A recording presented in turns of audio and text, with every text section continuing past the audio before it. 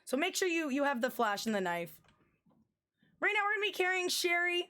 There's only really one thing to note about this part. It's just how to quick turn.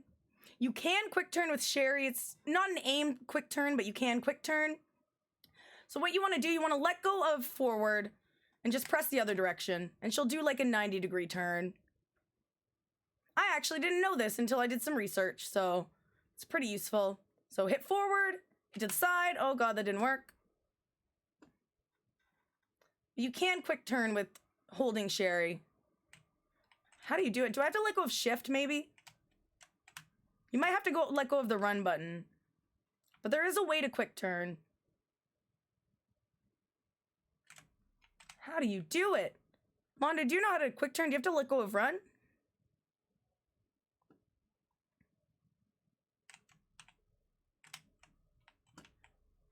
Oh, okay.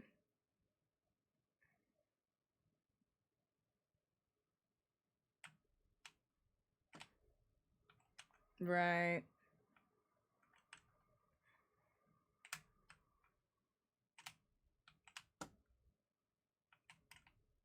Yeah. Oh, thank you. Wait, they couldn't hear you. Shit. There we go. Because I mute the game audio and stuff. Okay, there we go. We're good. Yeah, you can either turn like this.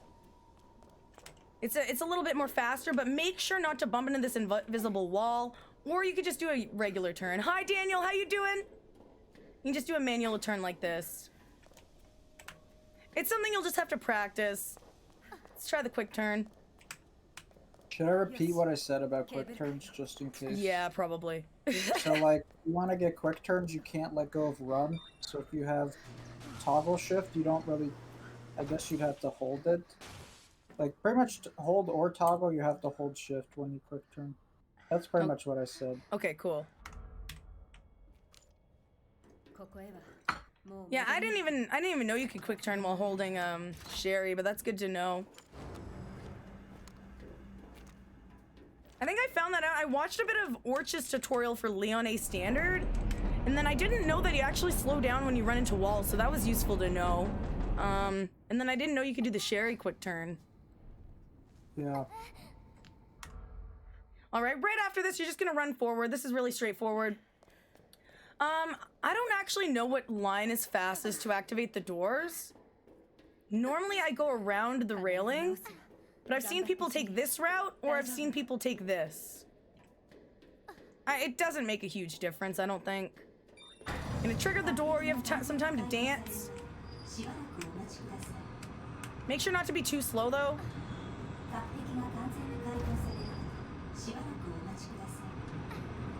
Guys, thanks for letting me know about the audio. You guys are awesome. Imagine we just had the rest of the stream with no Mondo, no game audio. That'd be fucking horrible. Just talking to no one. Yeah, really? Oh, so right after this cutscene, what I like to do, I like to put my bracelet here. I like to put it one under my first slot, because we're gonna want our fuse here. I like to put my signal modulator here, and then I just put it here. So put it in the bottom slot right here. You're gonna immediately turn around because you're facing Sherry. You're just doing a full quick turn, or a full turnaround. And now this part. So there is a zombie on the other side of this door. We're gonna be going through that area, and we don't want to have to deal with this zombie. There's a trick to make the zombie go in towards the door and out of your way. So what you do, you run about here, you shoot this corner of the door. Doing that is gonna make the zombie walk towards the door, and later when we come back through, you're gonna be able to get him past him easier. If you don't shoot, he's gonna be in your way and grab you, and since our DA is high as well, you're not guaranteed to headshot him, so he's harder to get past. Also, when you're beginning, there are some spark shot bullets here.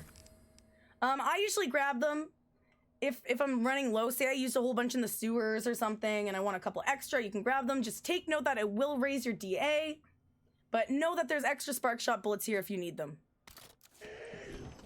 And we're just gonna go around. Also to note, there is actually a grenade in this room. So say you're missing a grenade or you want an extra grenade. Whoops. There is a safety grenade right here. So you can grab that grenade if you need to.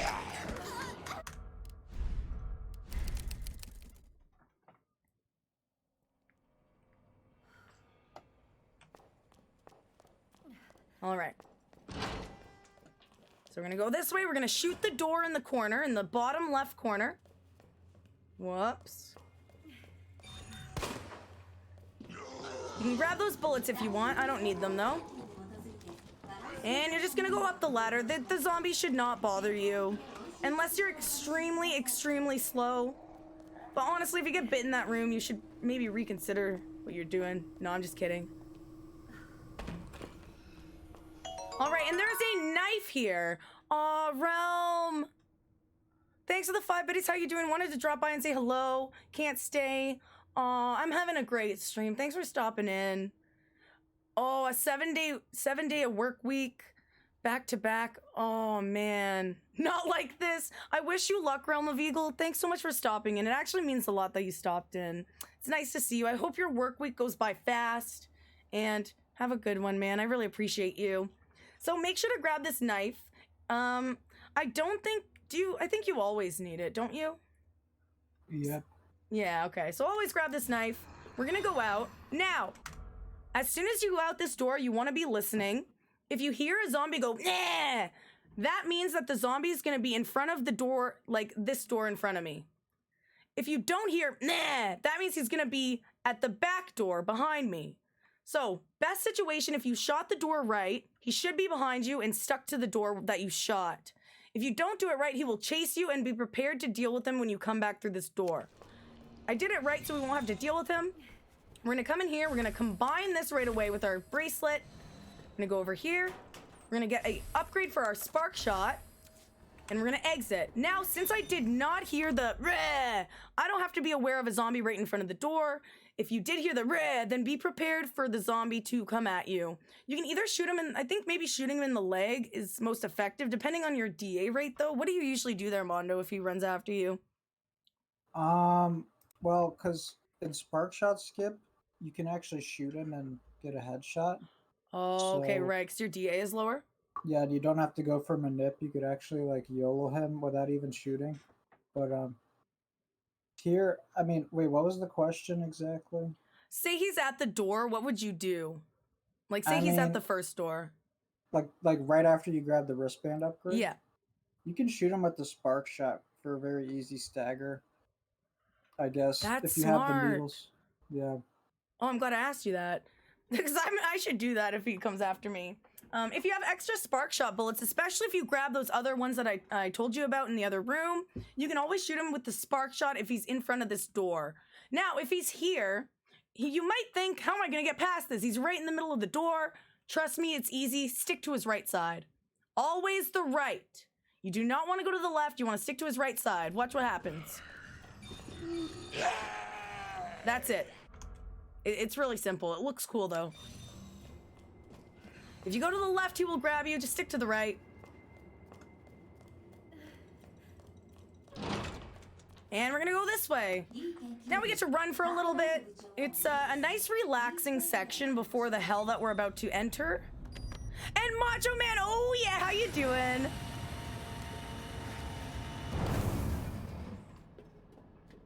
All right, we're just gonna run. Yeah, G3 is definitely considered hell. But the good thing with G3, there's only really one RNG you can get for him. I find he does the same thing every time if you do it right. Unlike G2, where you gotta kind of know all the different situations. Yeah, lab lickers. Mono, I'm gonna need you to help explain that, because I don't really have the best strat for that. Like, I still use a flash, which I guess is good for beginners. And then I zombie the grenades. But I don't really have a solid line, I guess. Yeah, for the, well, so like for the liquors, do you like do you like walk and then like you like look towards the wall? Like, what do you do? I'll have to show you once we get there. It's kind of hard to explain. Okay. So we're gonna, there's this health if you need it. This next section is really, you can get damaged by the lickers. As a beginner, I would recommend grabbing this as you're going in if you don't have a health already. And we're gonna go this way. If you go on this kind of angle, you can slip through the door before it's fully open. And just go around this guy. You're gonna grab this flash. And this puzzle is relatively straightforward. You're gonna get faster the more you practice. The first code is 3, 1, 2, 3. And then the second code is 0, or 2, 0, 6, 7. Hi, Frank! And then you're just gonna turn around and grab this. Now, once you grab this, you wanna make sure you're gonna put your fuse in the first slot. So you're gonna grab it, put it in the first slot. You're gonna be using the fuse a lot in the next couple rooms, so you wanna have whatever you're gonna be using a lot in the first slot, so you don't have to go over and waste time in your inventory. All right, we're gonna go down this way.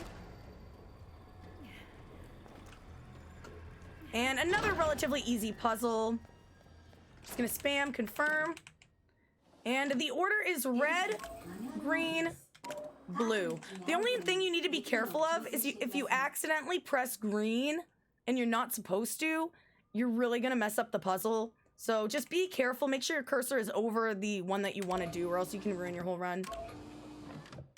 I've done that.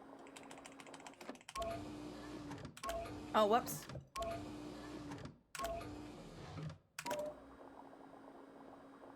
It's got so much RGB. Good one, Colin. And once you're done the puzzle, just spam. Pick it back up. And then you're gonna turn around. However, there is another extra grenade here if you do need it. That's not too far away. So if you do need another grenade for the lickers or for the zombies down there, there's one there. You're just gonna exit. Now, as soon as you turn the corner here, you're gonna want to shoot this guy. Oh my god. Hey, what? My aim's not that bad. I think I have enough bullets, though. Oh no. And in order to stun the Ivies, you need to shoot them in the bulbs. Like one of their little bulbs around. I usually like to shoot them in the leg, but I see most people shoot them in the chest. So make sure you shoot them before you're too close. Right here, I'm gonna equip my grenade. Now, as soon as I turn this corner, I'm gonna start aiming my grenade, and you're gonna throw it in the middle of these 3 zombies. So, turn the corner, start to aim, throw it. I think it was a little too far, but hopefully they're dead. And then you're gonna equip your flash. Now, there's a licker that's gonna jump down from the ceiling. And if you're wondering why I'm grenading those zombies, you're gonna see later. Because later we're gonna come back through here. We don't want them to be alive, or else it's really annoying. So a good beginner strat is to just grenade them, get rid of them, and then you don't have to deal with them anymore. Now we're gonna walk this way, and we're gonna look up as you pass the licker. I think if you stare at him, he's gonna hit you, but just look up at the ceiling and you'll be fine. Make sure your flashes are equipped for the next section. If you're too slow there, the zombie on the ceiling will hit you, but it's not too bad. You're not gonna lose your run over it. All right, I'm gonna grab this. I'm gonna put it in this slot. This is personally where I like to put it. I guess there would have been fine too, but I'm just so used to having it there. Right here, it's kind of a safety strat. I don't think you need to do this, but I like to do it personally. I throw a flash. There's 2 zombies when we come down here. Now they're both gonna be stunned. We don't have to deal with them. All right, now I'll show you my strat, Mondo. So this is what I do. I kind of stick to this wall. I maneuver between them. Oh, geez. But then that happens sometimes, so I need something more consistent. I throw the flash. I do the puzzle. For this puzzle, so the inputs, if you're on keyboard, at least for me personally, I hit 1, I hit D, and then I hit S 3 times. So it's 1D S S S. You can write that down if you need. 1D S S S, or just remember it. Then you exit. And you're gonna immediately turn around. Now, these lickers, you wanna be staring at them as much as possible. Remember, if you're staring at lickers, it messes up their AI unless they're on the ceiling. If they're on the ceiling, you don't wanna be looking at them. But, so right now I'm gonna run past them. I'm immediately gonna turn around so my camera's facing them, and that's gonna mess up their AI, make them less likely to come grab us. Mondo, do you have any tips for that section? So I think I remember like the old strat being like sticking to the left wall is important. Yeah. I think, but I feel like I remember because like when you're on a lower rank, like if you're rank 6 here, you probably definitely want to hold the left. But I think I Yeah. used to hold the right, Oh, okay. and then like you hear like the lickers like scream, and then you look towards the wall, and then you like turn around after you hear both their attacks, and then you see them go to the ceiling, and then you throw the flash. Yeah. So if you noticed, if a licker is on the ceiling when you throw the flash, they fall and they get stunned for a long time. So if you can get both lickers on the ceiling and then you throw a flash, that is most optimal because they're less likely to hit you on the way back. If they're on the floor and they get flashed, they're not stunned for as long. If I load the autosave, it's kind of far away, isn't it? Yeah. Yeah, I'll just do the section like twice or something. Dad. But the strat that people do, like when you shoot the floor, that one is, I would say, fairly consistent, and I actually like doing that one. When do you nowadays. shoot the floor? So like, there's like a shadow line on the ground, and you kind of like shoot it there while looking down or like while like looking up, but you have to look very much down or up, Okay. and then you move forward, and then like you throw the flash, and it's like the same thing. They just get staggered off the ceiling. Oh, okay, okay. So you're gonna put your fuse in. You can actually skip this cutscene. You don't have to watch it. Just mash your button again. And you're gonna get out of here. So on the way back, I find this is very RNG, at least for me. I don't know if you have a consistent way to do this. But what I do is we're gonna stick to the left wall again. We're gonna quick turn as soon as possible, and you wanna look at them. And you might have to avoid a couple attacks. If he's on the ceiling, you don't wanna be looking at him. Oh, I didn't make it through the door, oh God. Oh, whatever. But we'll do the section again. I'll show you guys. Because the lickers are really, they can do all different things. Where am I? Oh, right, okay. So shoot him.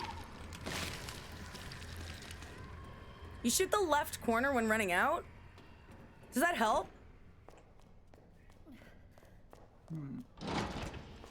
What does that mean by shoot the left corner?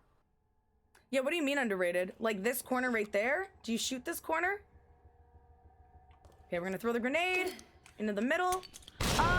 A good tip when you're throwing the grenade, as soon as you throw it, you want to start moving backwards so you don't get stunned by it.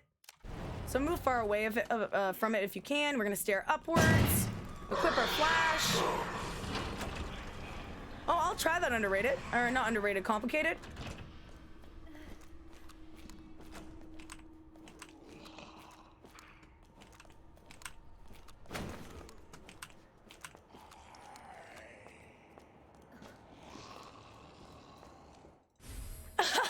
TJ! Well, welcome on in. How you doing? Stuck in a VOD. I put that in that slot right there. We're gonna throw our flash so we don't have to deal with these guys. Whoops. Whoa, weirdo. He's trying to talk to me. Does it bug out if I make an autosave here? Yes, it does. Oh, okay. That sucks. Yeah, that's Yeah, why that labs are so hard to sucks. practice. Yeah. Like you'd have to do it like after, like before, like the zombie and like the lickers wake up. Like that's right. the Like after you throw farthest- the grenade. Like after like the grenade, like Yeah. you can pretty much make a save. Okay. That makes sense. So be careful if you're using the ultimate trainer, because if you save in like with a lot of enemies around, it's really gonna mess it up. So we're using the ultimate trainer. If you do ! resources, you'll be able to see a whole bunch of links. If you go to the third link, I think it's the ultimate trainer. You can use it to create saves so you can practice a little bit easier. Just make sure not to have it open when you're actually doing runs. And hello, Tuck Maya, how are you doing? Nigma, welcome on in. Aw, dudes, I hope you guys are liking this tutorial. So, what do you do exactly here? So, like what I do in my runs is, so you have to like, I would probably just like walk forward just in case. But there's like, so like you see like this you see like the ground right here. There's like a little line. There's like, Like over there? There's a very subtle line on the ground where like there's like you see like that black bar to your left. Like This? wait, like back, like Oh. walk a bit more backwards. Yeah. It's on like the ground. You see that right there? It's like a little reflection thing. There's Oh, like a yeah. line right there. Yeah, I see shoot it. like You know what? there I think we're gonna while be like friends. looking down, and then I like walk forward and like throw the flash. But if you want to do it safely, you don't have to move, and you can just throw the flash too. It's a little faster to move. Do It's a you little throw the trick. flash before you do the or like before you even walk past them? So like I shoot to alert the lickers, Yeah. and then I throw the flash to stun them. So you shoot about here Yeah, and you stare downwards. and then you just like throw the flash. Oh, they're on the ceiling. Yeah, That was so cool. yeah. So you shoot them there so that they'll be on the ceiling. Oh, and then you just throw the flash right away? Mm-hmm. Hello, Snickpin, how you doing? Okay, that's really cool.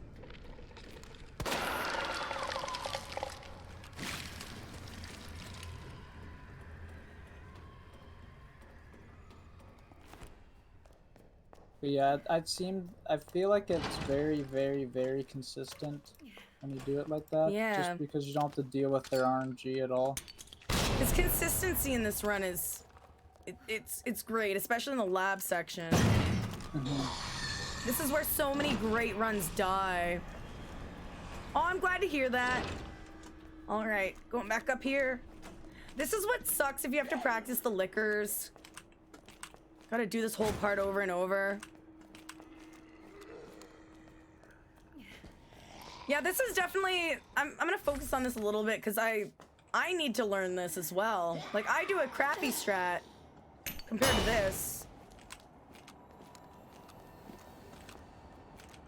I think this is optimal, this DA. Just because rank 7, it's just so RNG with the headshots. Right. I'm All right, not really so sure. we're gonna, there's that reflection in the floor. There it is, right here. There's a line. So we're gonna shoot that line, and then pretty much right away we're gonna throw the flash. Yeah, but you can also run and do it right. Oh, it was too soon. But did you see how they're both on the ceiling? Yeah. Yeah, that's cool. Whoops. I'll just do the whole section. We'll practice the next part too. So 1 DSSS.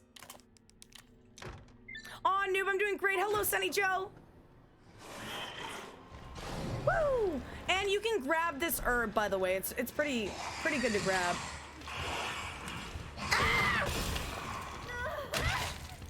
Okay, whatever. Wait, you should show them the backup knife in labs. Where is that? On the way out, there's a door to the right. There's a knife in there. It's 10 seconds slow, but it's if you really It'll don't save want to your whole reset. run. Yeah. Yeah. And this is a knife for both characters. Oh, that's useful. Okay. Because I don't even know about that knife, to be honest. Like, you're gonna have to show me. I only know about it because I tried to route it in. Oh, that makes sense. To the dark. And Jake Mac, thank you so much for the follow. Welcome on in. And Noob, we're doing a tutorial, so Mondo's helping me out. He's got the expert knowledge. But we're trying to teach you guys how the run is done. So if you're curious, and where's the door? So while you're going on your way out, so this the regular way, except don't go out the left way, just go. Oh, to the go right. Okay. And I'm gonna Yeah. try complicated thing, shooting the corner.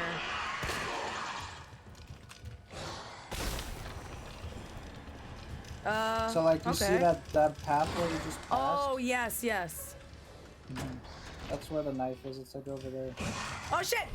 So this is where the knife is. If you accidentally use your knife and your run's gonna die, but you don't want your run to die, you can grab this knife. It's just 10 seconds lost, so that's not. I mean, if you're a beginner, it can really save your run. Whoops. I think you have an herb. Yeah. Nice. I might do this.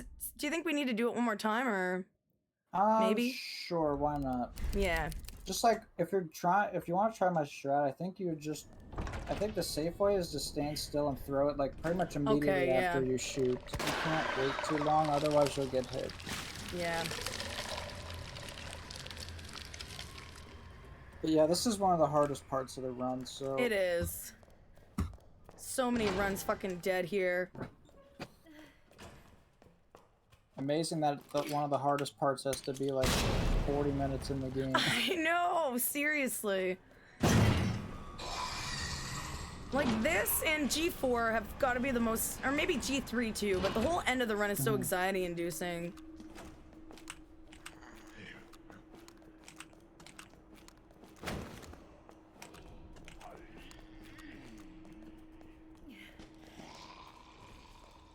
Grab this right here.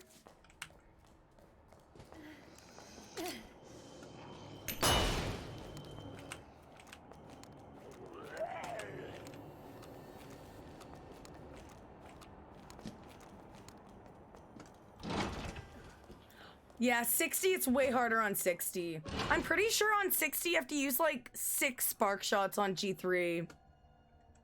Alright, so we're gonna look for this line. Remember the line right here, we're gonna shoot that line. It's gonna make both liquors go on the ceiling, and we're gonna stand still and throw the grenade. So let's try it. Oh shit. Whatever. Yeah. Okay, I didn't quite do it right, but... Yeah. What you have to do is you have to completely look down or completely look up. Okay. So I probably wasn't looking down enough. Yeah, it is a little finicky, but once you understand it and Yeah. like try it, it's really, really nice. Oh, why? I shouldn't really use my knife. I feel bad because now I'm telling you how to try this, and this is a little trickier than the other stuff I've told you. So I feel kind of bad. But... No, don't feel bad. I'm gonna be practicing that offline, and I'm sure everyone else like is thankful for a more consistent liquor strat. Because I found the old strat really hard to learn when I was learning this game like a billion years ago. Yeah. So Yeah, there's been a couple different strats for this room, I feel like.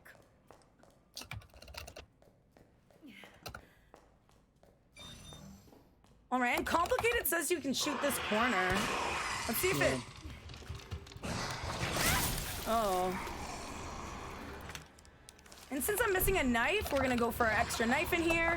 Ah!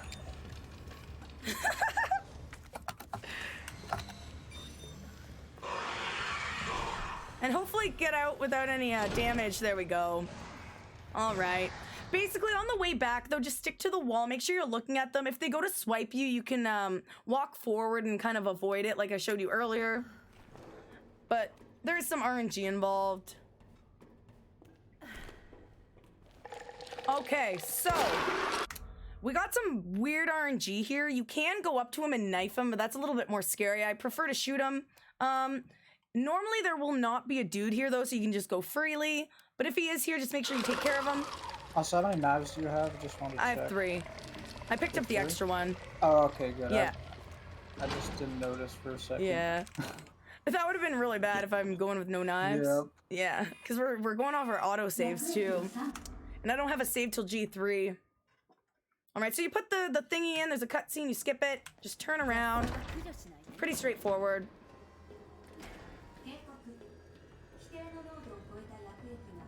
Gonna go to the right. And pick this up, you're gonna put it, combine it right away. The reason you wanna combine your things as soon as you pick it up is because the more times you go into the menu, obviously you're gonna lose more time, so just do that right away, turn around. If you're really slow, this guy could grab you, but you shouldn't have a problem as long as you didn't like really bump into stuff. Just stick to the wall, do a quick turn. Okay, this guy, I always go to the left. I am really scared. I always go around the table to the left, but I'm pretty sure you can take a straight line if you're brave. Like, do you always just take a straight line here? Is it RNG or what, Mondo? I mean, at higher ranks, it's harder to pass him. Oh, I would say, as a beginner strat, always just go around the table here. I mean, there's no harm in it, but when you start getting like if you spark shot skip, you can definitely pass here without any problems. But it's been like almost a year for me grabbing spark shots, so I would say I think it was always a little tight. So Right, we'll try right now. yeah.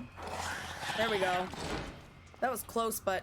So, for this section, there's a couple different things that you can do. There's some ivies that are going to be in your way. And Stabby Clown, welcome on in. How many knives do you want or need here? You need 2 full knives, and you should have a knife with, like, 50% at least left. Or, like, 75%. This won't be a full knife normally. I forget what I use it on. I think it's the same knife you use on G2 at the end. So you should have 2 full knives and at least one, like, 3/4 of the way or halfway. If you only have 2, it's probably not enough for G3. So make sure you have 3 knives. So there's gonna be an ivy right here. If you're a badass bitch, you can walk up behind him and slash him.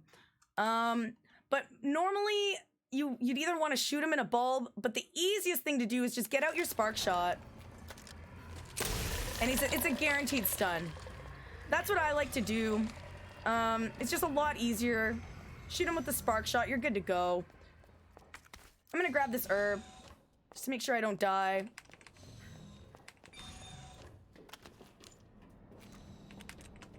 Yeah, I used to try to shoot him with the handgun and I would always get grabbed.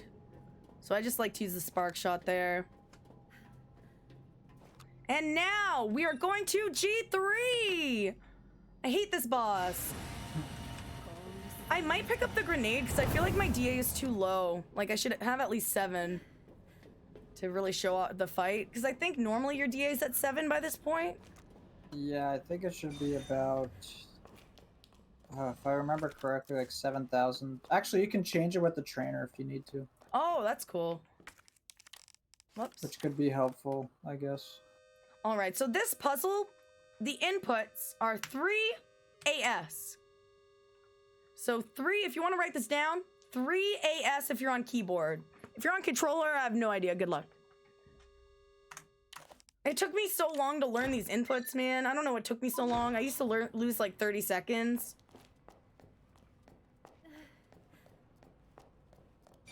All right, and we're gonna make our way. This is like the very anxious walk to G3. You're like, oh my god, I'm in a good pace. Oh my god, I'm gonna do well. You're like doing all mental calculations. This is time to like really hit it into gear. I'm gonna equip my spark shot. I usually do it a bit later, but we're gonna go around. Yeah. Before this autosave, I want to tell you what the optimal DA is, just so you can do it on the right DA. Oh yeah, okay. I'm gonna check an old spark shot roll record. I think the DA...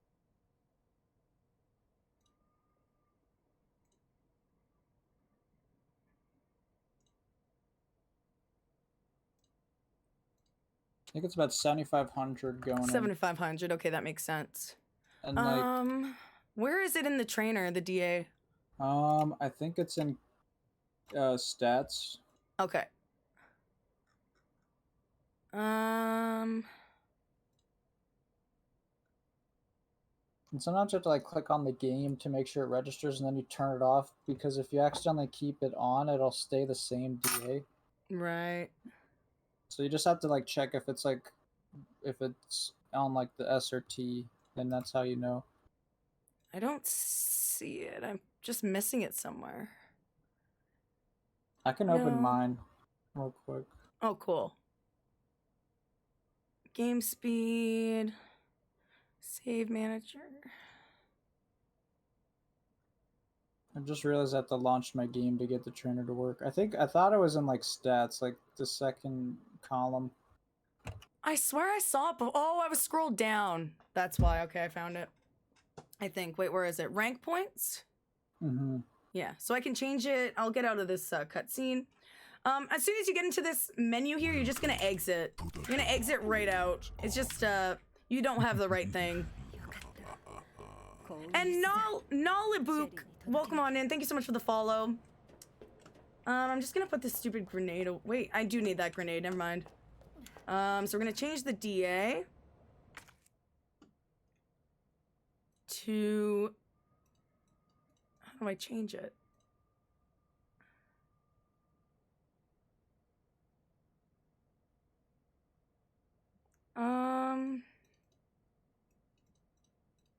I don't know how to change it. I might just pick up some random stuff around here. It's... Wait, what happened? Did it not work? I don't know how to do it. It has rank points, but I don't know how to change it. There's like a slider thing there. There's like a button you have to turn on. And then what do I do after I hit the button? You type in the number you want, and then you click on the game. Yeah. And then I click on the game? Oh, it worked! Yep, and then make sure you turn the button off, otherwise it'll stay the same. Oh, okay. Oh, cool, cool. I'm gonna put away the stuff I picked up. All right. And I'm gonna make a save actually, because my autosave, or not my autosave, my manual save for this boss, my DA is way too low, so I can't practice properly. This is gonna be good. All right, so we're gonna equip Spark Shot and our knife. And I'm gonna teach you the Spark Shot way to do this. The only thing I don't know, Mondo, is how many slashes do you do until you start turning? Oh boy, this is different than the one I do. Yeah, I think it's 10. Does anyone know in chat? I can check real quick. Because I think it's 10, but I'm not exactly sure. And do you turn on the right or left? Like, I'm actually not good at this fight, let's be honest. But I'm good enough to get past it, but I'm not doing it optimal. You do 13 at 60. Okay, that makes sense. So I've noticed that, like, pretty much like when you're under 40%, you can kind of turn to his stomach. I think under 40 is about right. Oh, under 40% health. Okay. Yep. All right, so this boss fight. First thing you're gonna do, you're gonna aim. You're gonna aim for his leg. However, you don't want to shoot too early. I'm gonna show you what happens when you shoot too early. If I shoot too early, oops, that actually worked. Oh, that was cool. Oh, but usually if I shoot too early, I'm gonna hit one of his little arms. And you need to make sure the shot is on the eyeball, or else it's not gonna pop the eyeball. You're not gonna get enough damage, and he's not gonna go down. But just make sure not to shoot his little arms. Yeah, that was cool, Deschain. And I like to walk backwards. You can actually hold down aim and shoot while you do this, so she shoots as fast as possible. Once the 3 shots are done, you're gonna run around. You're gonna start knifing. The thing with knifing, as I'm knifing, I'm tapping backwards. I don't want her to run, because every time she knifes, she goes a little bit forward. So in order to not, because you can, how do I explain this? So G3 can either get up fast or he can get up slowly. You want him to get up slowly so that, or like take longer to get up so you have more time to knife him. If you get too close to his body right here, he's gonna get up fast. You don't want that. So I'm gonna be tapping backwards while I'm knifing, just like hitting the S key, tapping it so I don't get too close to him. So watch. Oh, whoops, I'm not knifing. So we're gonna tap backwards so we don't go too forward. After a bunch of slashes, I don't know exactly how many. Oh geez, make sure your knife doesn't break as well. I might just restart. So there's actually there's a lot going on at once. So you do the 3 spark shots. He's gonna go in his like laying down position. You're gonna knife his back, make sure you're not getting too close to him. So you're gonna be pressing backwards so you don't run right into him as you're knifing. Also, you need to keep an eye. This is where your SRT is gonna come in handy. You're able to see the how much life your knives have left, because they obviously break. So if they break, Claire gets this animation and she can't knife again for a little bit.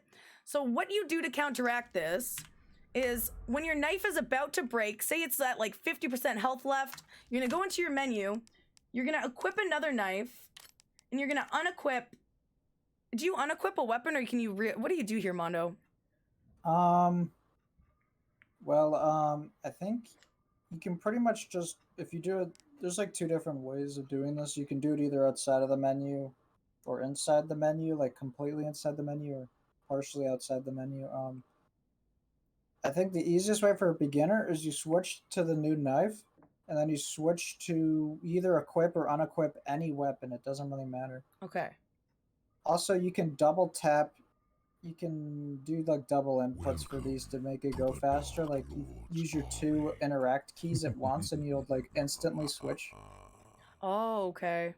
Yeah. So to switch knives fast, so what this does, so watch, I'll be knifing. But I don't want Claire to stop knifing in between this. So if I unequip this and I just equip another knife, Claire stops and she grabs her other knife. We want to get rid of this animation. So in order to do that and keep knifing, we're going to equip the knife, we're going to equip a gun, and she keeps going. I'll show you guys again. So if we just equip the knife, she puts it in her pocket. We don't want to see that. Whoops. If we're knifing, and then we equip a knife and equip a gun, she keeps going. So keep note of that. When you switch knives, you want to quickly, whoops, equip or unequip any weapon. And let me know if you have any questions, dudes. You just keep going.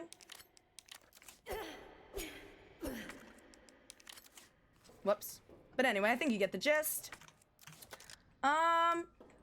All right, so you're gonna want to be doing that during the fight. So when your knife is about to break, you want to make sure you do not break your knife. And then as soon as it's about to break, you're gonna go into your inventory, switch your knives, equip or unequip any weapon, and then you're gonna keep knifing. So this makes sure that you have consistent knife swings without any breaks in between. Is it time for a recess? Not yet, you have some more learning to do. All right, so I'm gonna make sure not to shoot his little arm. I wait a second. Oh God, whoops, I let go. That was bad.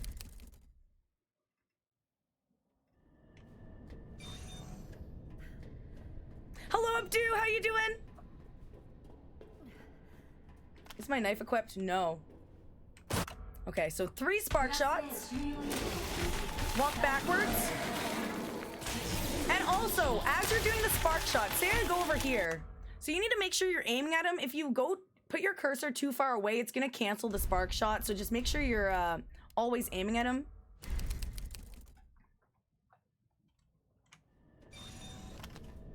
All right.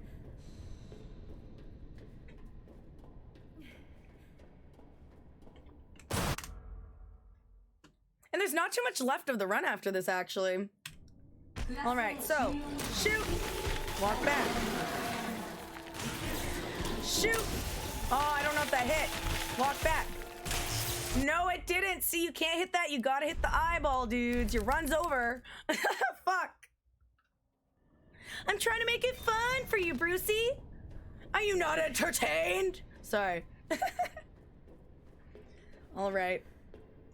So wait a second. Shoot. Walk back. Shoot. Walk back. I hope that hit. Keep shooting. Walk back. You gotta wait till he puts his head down, and then you're able to see that bulb on the back of him. And also, when you're doing this last spark shot, you can actually walk up to him as you're doing it, because he doesn't have enough time to swing at you. So don't be scared of him on this last spark shot. You'll have enough time. Don't get too, don't run up to him. I don't think you really can, though, because you're spark shotting anyway, but... Oh, are you okay, Brucey? I hope everything's going okay with you. All right, once we hit this, we're gonna run around. We're gonna keep an eye on our knife. We're gonna tap back, not get too close. Keep an eye. So my knife's gonna break soon. We're gonna switch. We're gonna equip any weapon. Keep knifing. And then we're gonna start turning. I'm not, Mondo, did you figure out how many slashes until you turn? I turn around, I'd say Whoops. at this fight you turn around 40%. Oh, right, 40%. Uh-oh. I fudged this. No! 0.6 left, you motherfucker! Well, when do you usually turn around? Would you say? I just go by feeling. Oh, well then just do it by feel. Yeah. Also, the audio's messed up again. For the Oh, I'll fix Discord it. stream.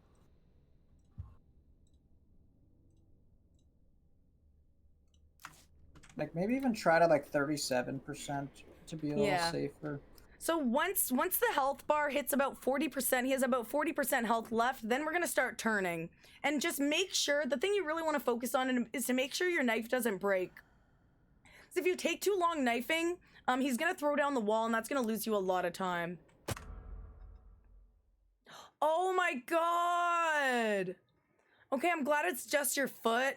Like, not a puck to the face, but I hope it's okay, Brucey. I'm sorry to hear that. It's not fun.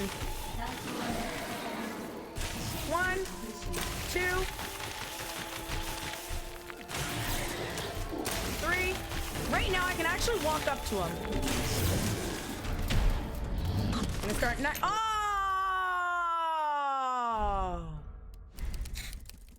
Oh, remember to equip your knife, guys. The tragedy. It's always so sad. You're like, what's going? Oh shit. Yeah, make sure you equip your knife. 1,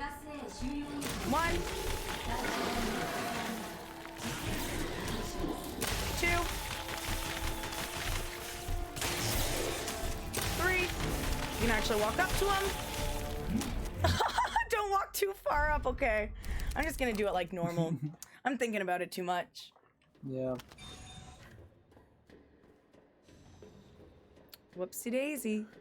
By next year, oh dear, is it a long wait? Is it one of those like 10-hour waits at the hospital?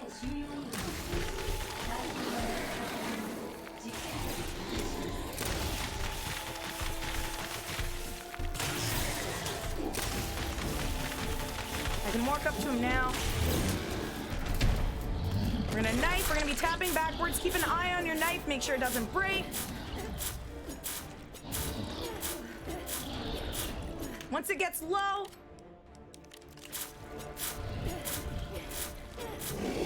start turning. You want to hit the eyeball. Eyeball does extra damage, so always be aiming for his eyeballs. Oh shit. See, I'm guilty of this. I let my knives break and then I lose the fight. No! Yes! That was so lucky. The thing with G3, so once he starts to grab the wall, he is invincible, unfortunately. So you can't kill him once he's in his grabbing wall animation. But I got him right at the end there, so that was good. So, oh, Snagalicious. So I'll show it again. Oh shit, does it autosave right now? No, that's fine. It autosaves when you get up the lift. Oh wait, I made this save anyway. We'll just do the fight one more time and I'll show you the knife. So Snagalicious. When I'm knifing, so say I'm knifing and I switch knives. Did you see her put it in her pocket? So we're trying to avoid that. And the way to avoid that, so I'll do it again. She puts it in her pocket. To avoid that, as you're knifing, you equip the knife and you either equip or unequip any weapon. And watch, she doesn't put it in her pocket. Yeah, so it cancels the animation, exactly. And the save is weird. My DA is like 5.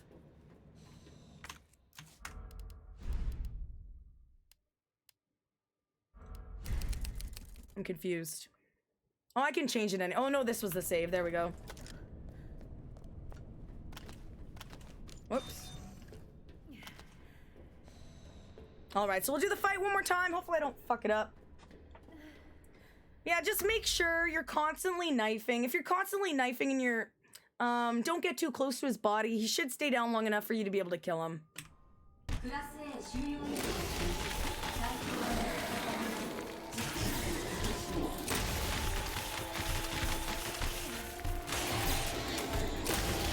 I don't know if that hit. Yep. So keep an eye on your knives. Don't get too close. Oh.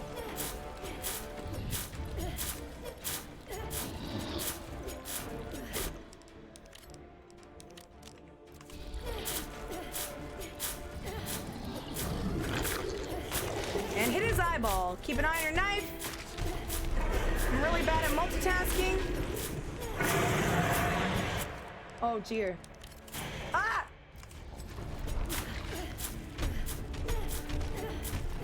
Okay, well, he should die. Yeah, If you do it right, he should die. Now Also- he's... yeah. Oh, yeah, sorry? So I was gonna say it's a good idea to lower graphics here because most people lag. Oh, yeah, I am not even getting full frames. Hey, did I miss? Yeah, also, we didn't mention this, but before you go into a boss fight, if you go into graphics, you can lower your graphics, oops, to 50%, and that'll boost your frame rate. Like, look, my frames are already going up. So you can only do that before the boss fights, though. You can't keep your graphics down for the rest of the run. But that's pretty much how you do G3. Kind of messed it up there, but I think you get the gist. If anyone has any more questions, feel free to ask. I have a save, so I can always go back. Hello, Madame Hatter! Oh, I'm glad you think it's a cool idea. This is definitely way different than any other stream I've done, but I'm really liking it. I hope to get some new people into a speedrunning. Is there anyone here who's who wants to get into speedrunning because the tutorial, or I don't know?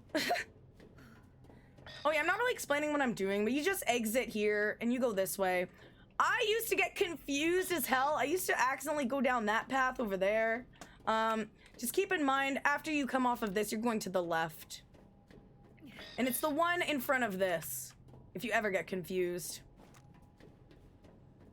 All right, now we're at the last leg of the run. Pretty much all we have is a little section with ivies.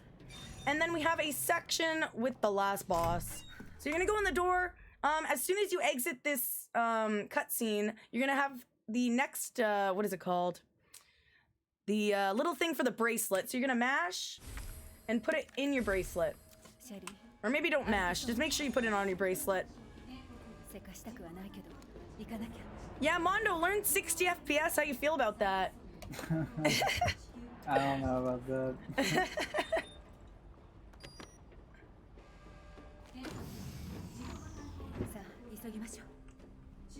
All right. So now you just chill.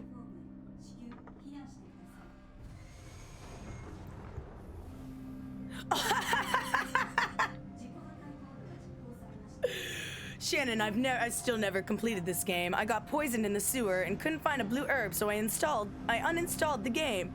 I don't blame you, to be honest. I hate the sewer section. Plus, casually, that section is terrifying as shit, especially if you want to explore.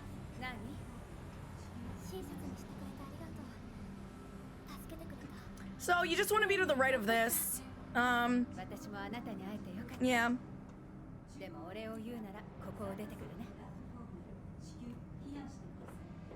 All right, so there's a couple extra items you can grab. Hey, thanks for the 60 biddies, Colin. Yeah, everyone wants you to do 60 FPS runs, Mondo. It's really high demand. So there is this health here. You can grab it if you need it. As a beginner, you might want to grab it because you'll suck at the last boss, but I'm not going to grab this. There's also an herb which you can grab. And there is a knife here. So for G4, personally, I like to have a full knife. I suck at changing knives in between the fight, so I always grab this one. So I have a full knife for G4. T-Light! Aw, T-Light. How are you doing? Thank you so much for the raid. Welcome on in, raiders. My name is Sneevel. I'm here with Mondo Mantra, and we're doing a Clary standard tutorial. Checking in so from you can learn T. how to speedrun. Laughing Hey! face. Aw, Smoked. Welcome on in, Smoke. Thanks for the 100 bits. How you doing? I hope you're having a good day. That's really kind. And Smoke, thanks for the follow as well. Oh, that's really nice. Damn, you're hype. But yeah, we're teaching you guys how to speed run. We're at the end of the run relatively, but if you want to go back and watch the VOD, we do a full explanation of everything we do in the run. So it's a good way to start. All right, so right now, Sherry is behind us. There's a little trick here to make it go faster. So basically, we're gonna hold the door open for Sherry. You guys learn manners, right? So you're gonna hold the door until she comes about there, and then you're gonna run. That basically, if you don't do that, she has to open the door herself, And it's just slower, so you just hold the door open for her until you see her coming, and then you leave.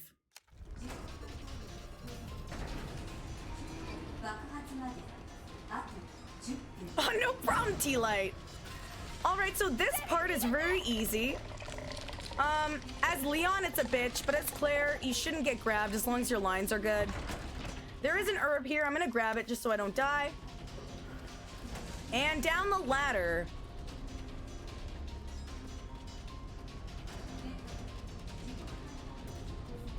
So there's kind of two strats that I see people do here. I'm gonna show you my strat where I knife the ivies.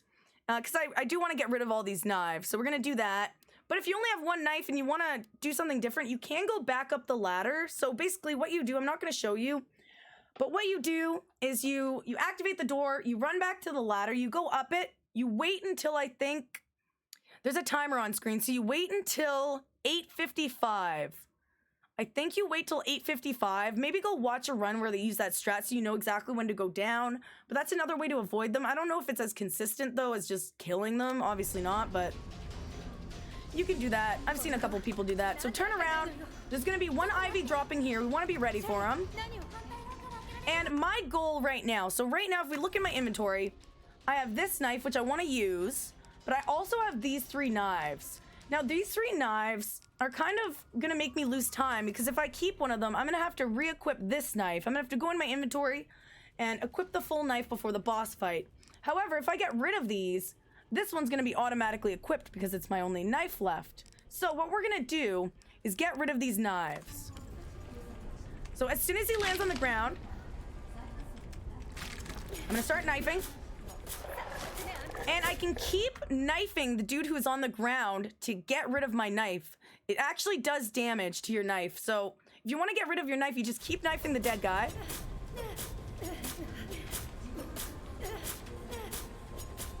All right. And then I'm going to break my other knife. And what we can do here, just wait for us to grab him to get rid of the 3rd knife. You won't always have this many knives. It's good to get rid of them, though.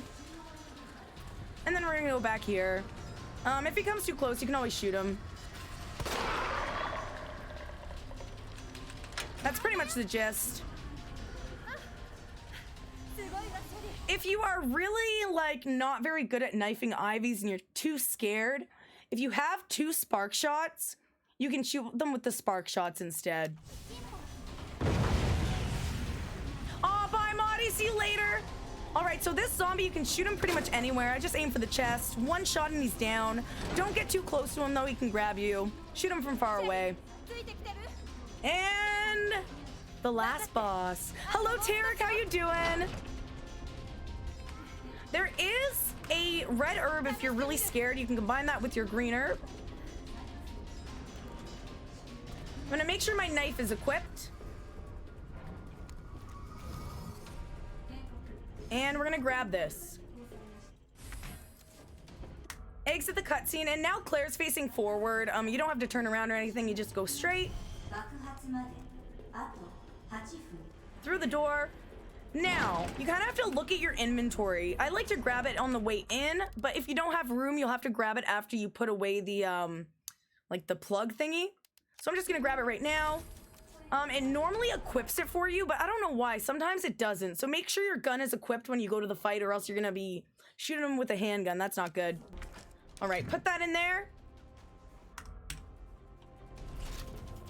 And you're gonna go through the door. Just make sure you have this gun equipped and your knife. Whoops. Perfect. All right. How am I gonna explain this? So first I'll do the fight.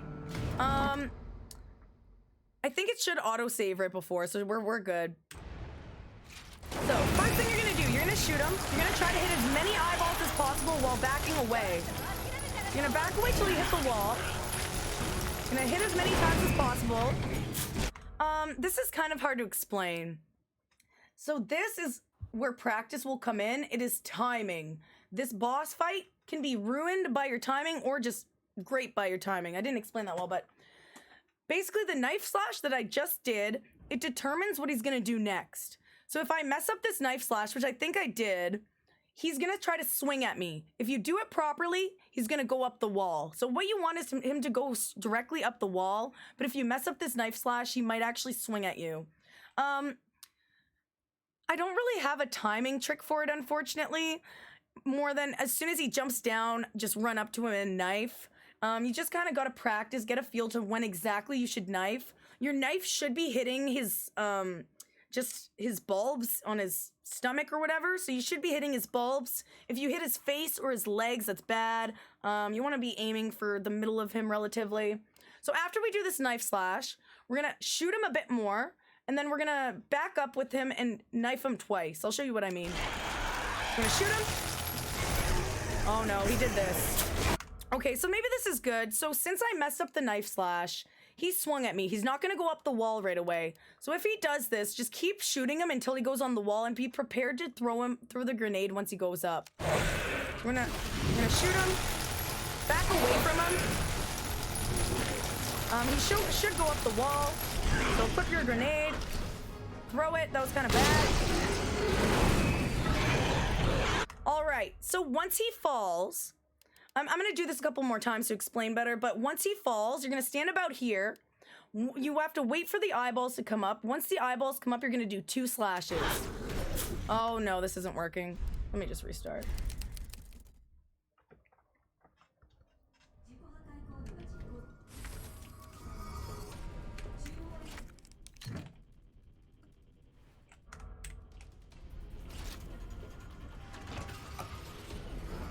All right, so we're gonna shoot, hit the most eyeballs as we can.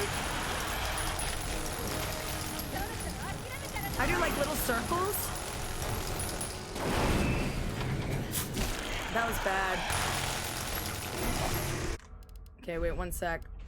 See, that knife timing is so hard. I'm doing it too late, I think, because I'm only hitting the bottom bulbs. You want to be able to hit pretty much all the bulbs. And honestly, it's just practice. Unless you have a tip, Mondo, for the timing on that slash. Well, actually, I recommend a little easier strat for people. Okay, yeah. Because, like, the strat like I do is kind of like a edited version of Curtis's strat. Right. Which is like you knife, and then like you minigun a little bit, and then you knife again, and then throw the nade, knife, and then go with front, yeah. knife. Like this strat I came up with, which was an old strat I used to do, is you kind of just minigun him until like right before he's about to get on the wall, and then I knife him once, and then I throw the grenade after a while. Oh, okay. Yeah, I do. I don't know whose strat I'm using, but somebody's. Yeah. But, like, because if he does that attack on you, it means you didn't do enough damage at the minigun portion. It means you didn't hit enough eyes. But it could also happen with the knife that slash makes sense. too. But Yeah. it's easy with the minigun to miss too much. Yeah, so make sure you're dealing enough damage, huh? Does for some reason, the SRT never works for this fight. Does it work for you? Like the damage? It's not supposed to, just because the mechanics of the fight are eye-related, and that number we don't have on the SRT. Right, okay, that makes sense. So, do you even do damage to him if you don't hit his eyeballs? No, I don't really think so. Wow, okay, so make sure you're hitting the eyeballs, or else it's pointless, dudes. Make sure. All right, so shoot, walk backwards.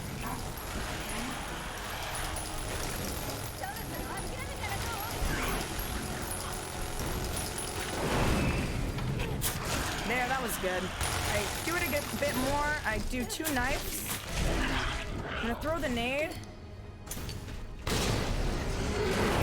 gonna stand about here. You're gonna wait for the eyeballs. 2 slashes. Run in front. Slash, slash, slash, slash. Wait for it. Slash. And then I just finish him off with the minigun. I'm not the best at this fight. I won't lie. Like, he's gonna kill me here. I usually just YOLO slash here. Yeah.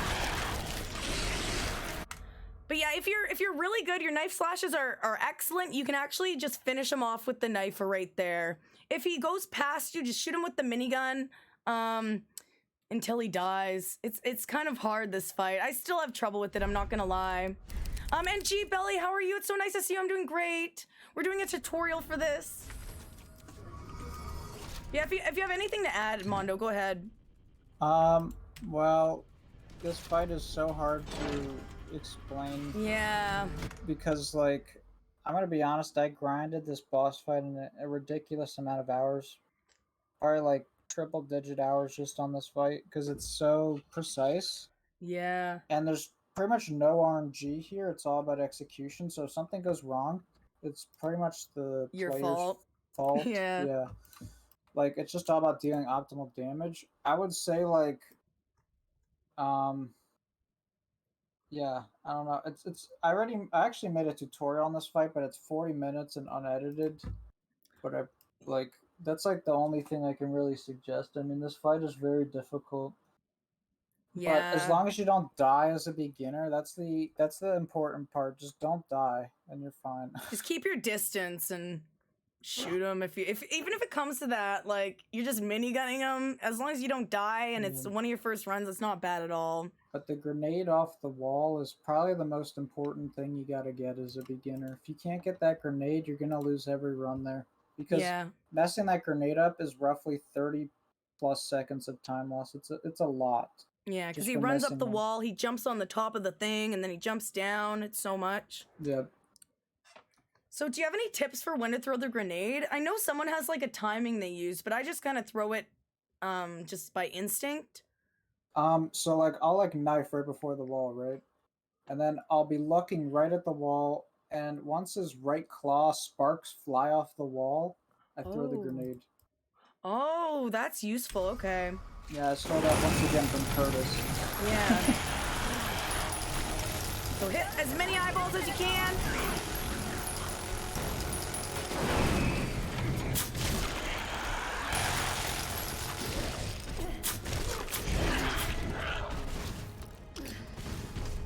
It's a little late. Yeah. I think that the couple slashes you're doing are a little late. Like maybe do them like a little earlier. Yeah, I actually wait for him to take 2 steps forward, and then I'll go for a knife slash. Right. And then I'll do you just do one knife? Yeah, I'll do that knife slash, and then I'll walk backwards and minigun him, and then I'll wait for 2 steps forward, and then I knife. That's pretty much how I do it, and then I go for the sparks off the wall. I think I'm doing an extra knife or something. Yeah. You really don't want to miss that grenade.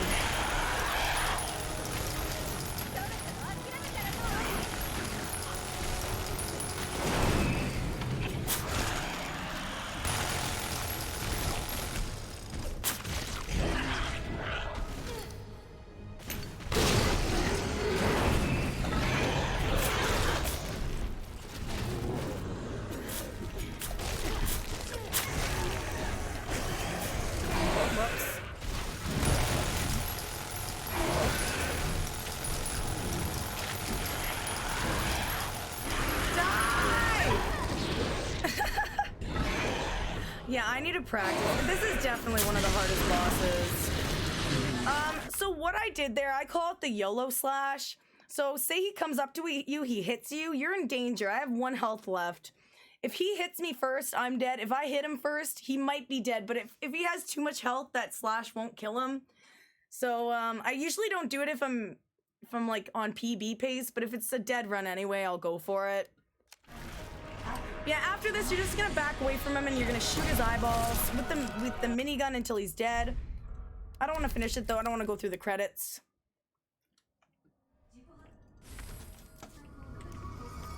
And if anyone has any questions, feel free to ask.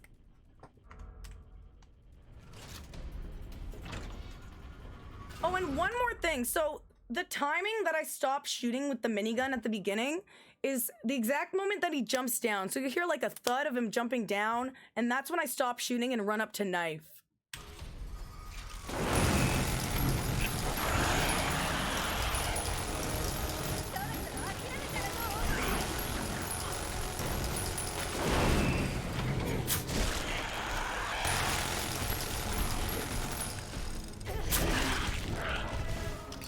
Well, that was too early, but... That's okay.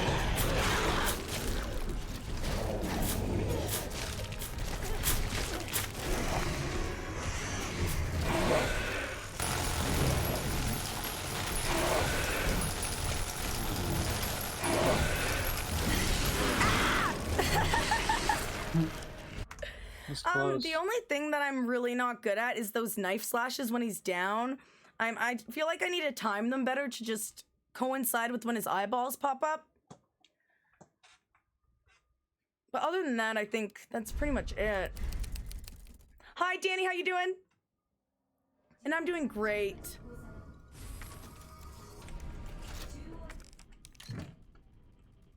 All right, so we'll do it one more time. If you have anything to add, feel free, Mondo.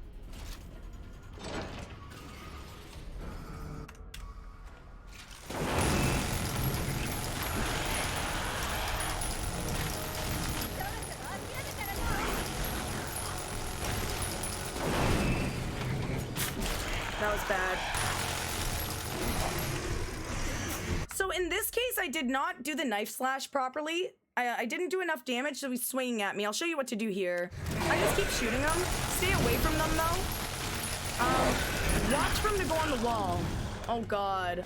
Oh, that was bad. Normally, he walks over more to go on the wall, but you really can't miss the grenade throw. You gotta be ready for as soon as he goes on the wall, throw the grenade. Hi, Marcus. How you doing? Bye, Adam. See you later.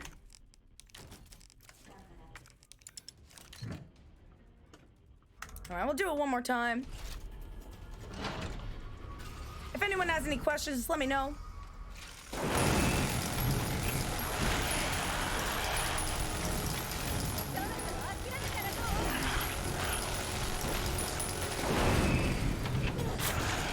I don't even know if that was good. Nope. You can actually tell if he's gonna go for, Yeah. he's gonna go for the attack because if his eyes aren't yellow after the knife slash, he's going to not do it. Because the color of eyes tell you everything. So if his eyes are yellow, it's not gonna work. If they're orange, it's good? If the eyes are, sorry, if the eyes are white, it won't work. But if the eyes are yellow, he will go for the wall. You want to essentially not didn't know have him that. have, yeah. Yeah. And hi, Marcus. Oh, nice. Not working tomorrow? Fuck yeah. Oh, my gun's not equipped. If your gun's not equipped, you just lose time equipping, and then usually you can't do enough damage. It's a really sad way of losing the fight, but it happens. All right, let's try to do this properly.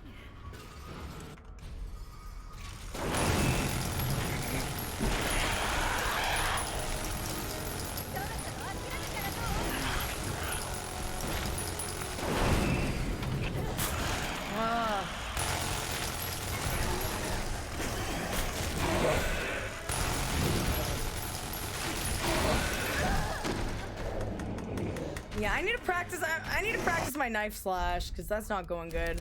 Some days I can hit it every time. Other days I lose every run because of it. Yeah, which is why I recommend easier strat because this is really difficult. What do you do to not do that strat?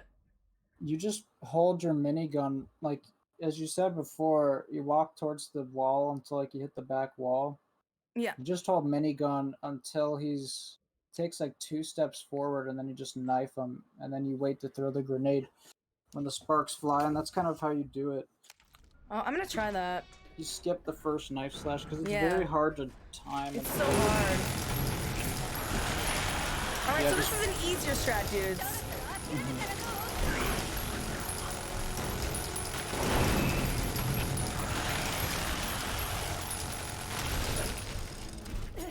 Oh, that's so much better. Oh my god.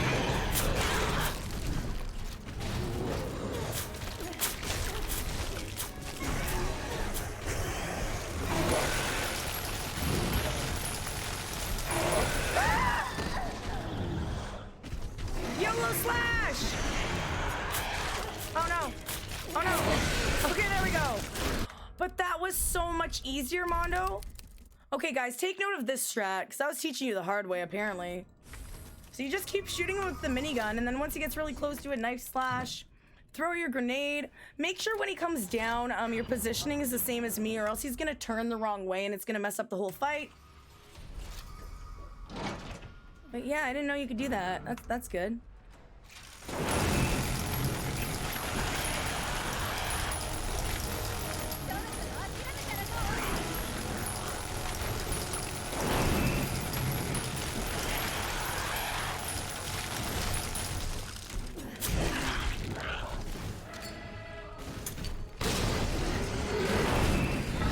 Wait for the eyeballs.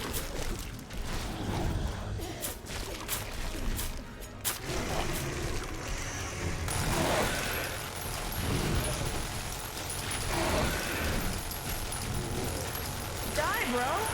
Die! Die! Yeah, I need to work on this fight. There we go. And then once you're done, you wait for him to crawl towards you and you just shoot him. Don't let him get too close though, because he will hit you. I'm pretty sure I've lost a run getting hit by him at the end, and that's just, you want to cry. But dudes, if you have any more questions, let me know. But if not, I guess that's pretty much it. Yeah, I hope you learned something today. Well, PB, let's go! Nah. And Algebra, thank you so much for the follow. I really appreciate it. Sorry, dudes, I haven't been super interactive with chat today, but it was kind of a different stream. I hope you guys enjoyed it. Holy shit, Mondo, thank you so much for your help. Not a problem. Like, I appreciate you so much. I really do. I hope some people can, like, take this away and start speedrunning. We have some new speedrunners in here. Just thanks so much for hanging out with me, too. Stabby, thank you so much for the follow as well. Welcome on in. Steve, don't worry, there's the VOD for that. There's the VOD. But I'm going to be posting the VOD on YouTube. I'm going to be editing it a little bit so it's a little bit easier to digest. But yeah, I hope you guys had fun. Guys, go, seriously, I'm not even kidding. Go follow Mondo. He's just so good. He really is. He's just a nice guy. He's so good at speedrunning. You're gonna have a blast at his stream, so go check him out. Please give him a follow. He helped us out so much today. If you need some more expert knowledge, I'm sure you wouldn't mind if they asked some questions or something, but yeah, I can't speak for you, but yeah. I'm always up for answering any question about RE2. There we go. And also, if you look in the resources that I linked, resources, so we have the SRT live split, ultimate trainer, keybinds. We have the speedrun rules, speedrun Discord though. That's what I wanted to talk about. If you join the speedrun Discord, that's where all the Resident Evil 2 speedrunners are in. If you ask any questions in there, you're gonna get a good answer. Also, there's all explanations for all the bosses. You can just go check it out. There's a lot of useful information there. And once again, thank you so much, Mondo, for your help. I fucking appreciate you so much. And yeah, I guess that's it for today. So we're not doing Hunk today because it took 5 hours for this. So I'm too tired, man. I'm not explaining Hunk today. We're gonna be doing that tomorrow. So at 2 p.m. EDT or Eastern Daylight Time, I'm gonna be doing a Hunk tutorial. So be in at the beginning of stream if you would like to learn Hunk. Other than that, though, I guess we're done. Yeah, I'm gonna post it on YouTube as well. All right, thanks again, Mondo. You're the best, man. And No problem. bye, everybody. Thank you so much for just hanging around. Sorry I wasn't super interactive, but I hope you learned something, and I hope some new people can get into the run. So, Mondo, do you have anyone that you want to raid? You can choose somebody. Lucy's online. Oh, Lucy's always good. Wait, Yeah. is he back online? I'm so confused. Yeah, I thought it was off, but now he's on again. He was on at like noon, and then he's on back again. He's been streaming later, more recently, which I like. I can watch more, but all right, we're gonna go raid Lucy Lover. He's actually speedrunning this game. You can learn some stuff from him as well. But he's doing no knife %. Oh, that's interesting.